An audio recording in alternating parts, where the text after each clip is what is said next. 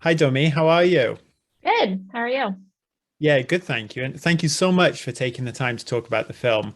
I loved watching it on Disney Plus earlier this year, and I'm quite fortunate where I live. We have red pandas quite close to us. So I've been able to see Really? them, yeah, in the safari parks. I've been able to see them relatively up close. And I'm curious, with COVID and everything else that was going on in the world the past few years, were you Mhm. able to get up close and personal with them? And if so, how much did that help you in obviously making the film? Yeah, we were able to do a couple field trips to the San Francisco Zoo to see some real red pandas. But this was like right before COVID hit. Yeah, it was really informative. It was just also, really fun just to see and observe them up close. We like fed them apple slices through the cage, and we tried to kind of incorporate some of their mannerisms into May in the movie. Like you can see when May gets really shocked as a panda, she like raises her paws up, which is totally something that real red pandas do. We also tried to kind of subtly incorporate how red pandas are arboreal and they like to be in high places. In the movie, when she's running around Toronto, you see her progressively, like starting on the ground, but then she climbs up on the buildings and she's jumping along the rooftops, which is kind of a nod to that panda fact. So, yeah. Oh, amazing. And I'm curious, when it came to the triggers that would make May transform, what was your approach to deciding how and when that should happen and how much panda we would see? Did you have a set of rules in place, or was it just a case of what worked best for the story? Uh, I mean, we it took a while to kind of hone in on what the rules of the red panda were. We knew from the beginning that it was going to be triggered anytime she got really like worked up, emotional, but also like happy or sad. Like from the beginning, we thought it could be the Incredible Hulk, but cuter. Uh, and instead of just anger, it's like triggered by every strong emotion because that just felt true to a, a tween going through puberty. Like it's not just anger, it's like, everything just feels like so much all the time when you're that age. And then we kind of developed this idea that like, oh, like what if we treat the transformation like a pressure cooker and like a lid. And like when May, when she's trying to like hold her human form, it's like that pressure is kind of building, but then sometimes steam kind of seeps out, and that's when like an ear would pop out or a tail, but then she'd immediately try to clamp that lid back on the pot and like contain it. So that's kind of how we were trying. That was the fun of like seeing her like trying to contain it, but like seeing different body parts poofing in and out. So yeah.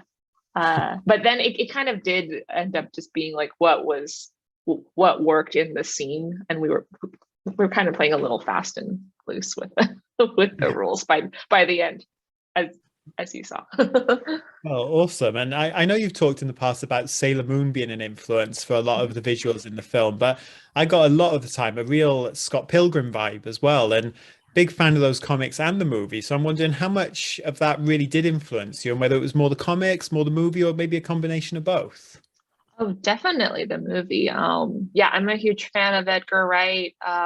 We were really inspired by Scott Pilgrim, but also just his movies in general, like their like quick, fast-paced editing style, the way he cuts to music. Just there's a lot of energy and fun and like visual comedy in his movies that we were really inspired by.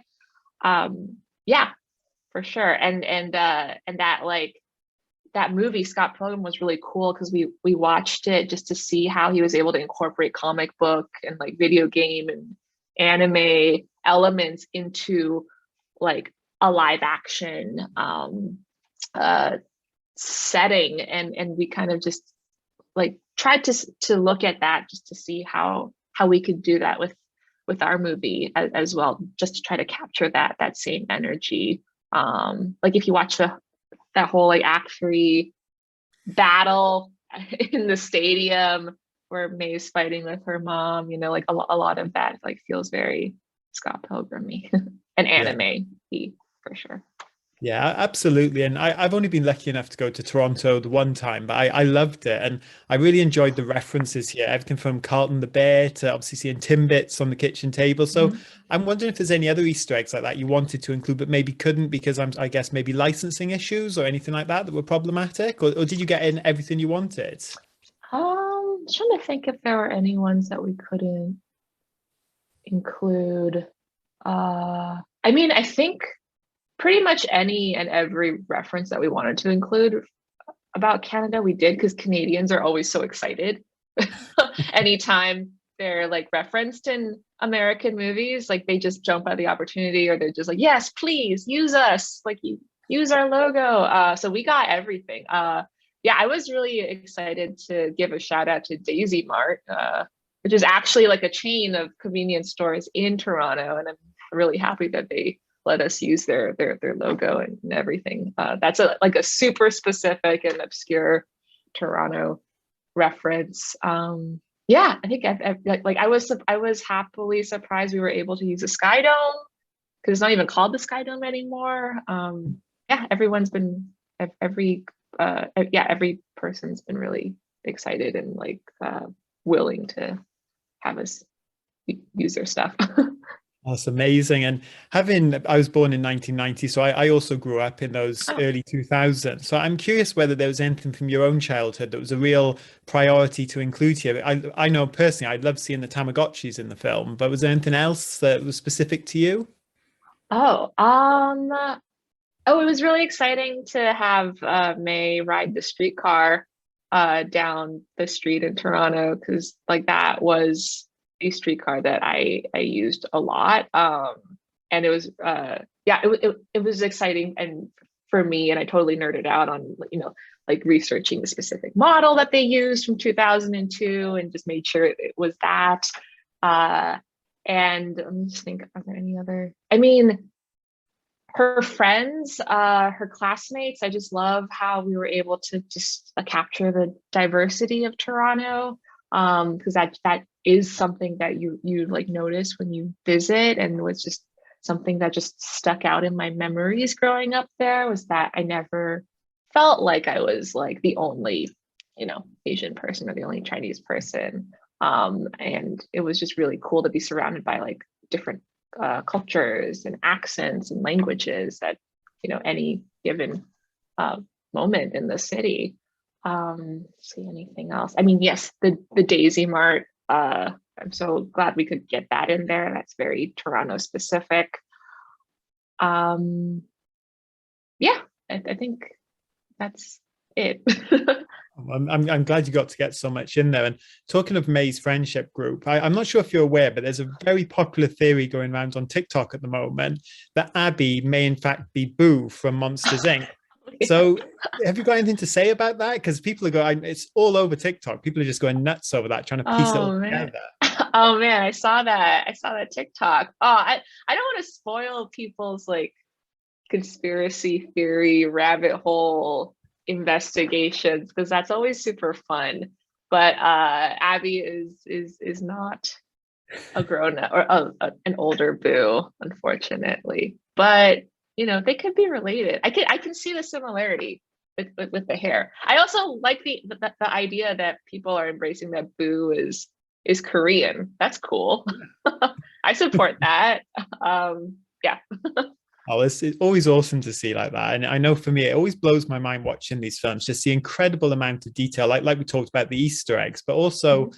when May transforms into the red panda, you do literally see every single hair on her, which is just mind-blowing to me. So what is it like when you've got a character that detailed? And throughout the course of production, did you see the technology almost having to improve in order to get the effect that you wanted, or was it in place beforehand? Oh, I definitely, like owe so much to our technical departments. Our sim team for getting May as hairy and furry and as appealing as she is. Yeah, I mean, one thing that was really cool that we tried out and developed in this movie that we didn't really have as much before was hair emoting, which was like anytime when she's a red panda and you see her get really angry, like you kind of see her hair kind of stand up, almost like a cat, like when it's got his guard up. And that was like something kind of new that came from, you know, like being inspired by anime, being inspired by like more traditional cartoony movies and references, is just like trying to like stylize all of the elements on screen to kind of make the audience feel what May's feeling. So that was really cool, and that required a lot of finessing and kind of like trial and error, where you know, like I'd see a pass of, you know, a shot where May would get really angry as a panda, but the hair would just be too crazy, and I'd be like, no, let's just tamp it down a little bit, just like a little bit of movement, and then we have to adjust the timing of it, and like that was fun and new. Yeah. Awesome. And this is such a mother-daughter story. And I'm curious, what made you decide that exploring Ming's own relationship with her mother as well, and that her red panda would really be just as important as obviously May's story by the time we get to the end of the film as well? Yeah, you know, it just came from just this like this want and this curiosity that I've had about like what was going on in my relationship with my mom at the time, when I was growing up, because it was very similar to May and her mom. Like me and my mom were very, very close at one point, but then, you know, I got older, puberty hit, hormones, emotions, all that stuff hit, and then we started fighting a lot. And you know, we're also from two different generations of immigrants, right? Like I grew up mostly in the West, and my mom grew up mostly in China. And you know, as a kid, you really kind of see everything more in black and white, where like, you know, your parents are these evil taskmaster prison wardens who are very unfair for no reason at all, and like you just want to be free, you just want to do this, and they're just in your way. But that's not the case in real life. In real life, there's always a reason for why people are the way they are, for why your parents are the way they are.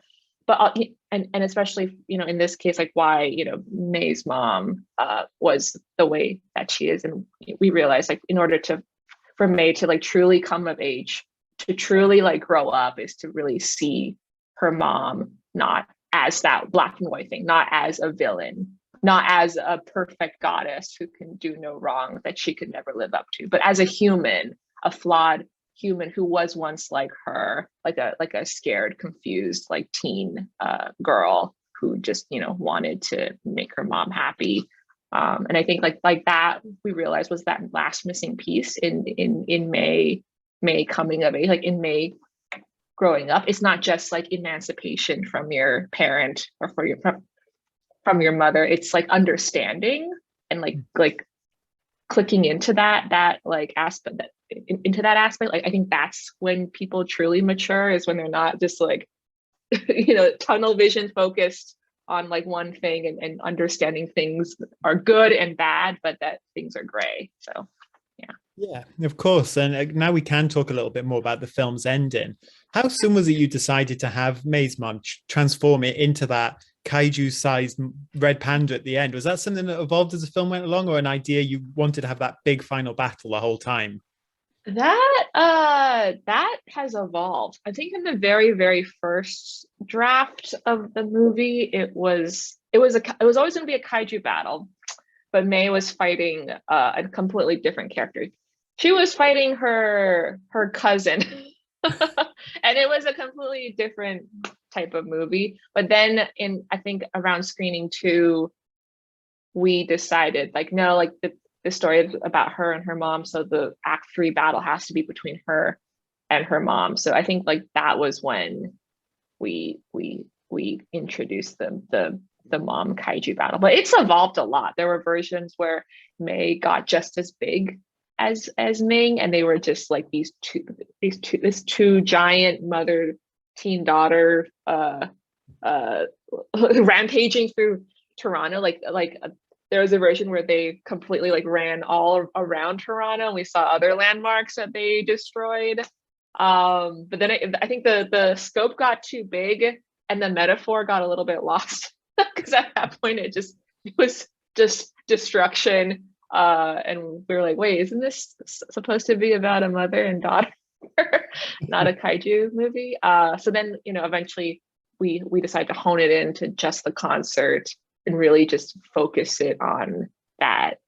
Yeah, again, like it's just like reminding ourselves that like this is like a very enhanced, exaggerated version of a mom teen daughter fight in the living room, but like blown up to a massive scale. Yeah, well, fingers crossed maybe you get to go down that route in the sequel. And Domee, I love this film. And it's been such a pleasure to speak to you. Bao is my favorite Disney short. So great to see you go on and to do a feature like this. And I cannot wait to see what comes next for you. Thank you so much, Josh. It was great talking to you. You too. Thank you so much again.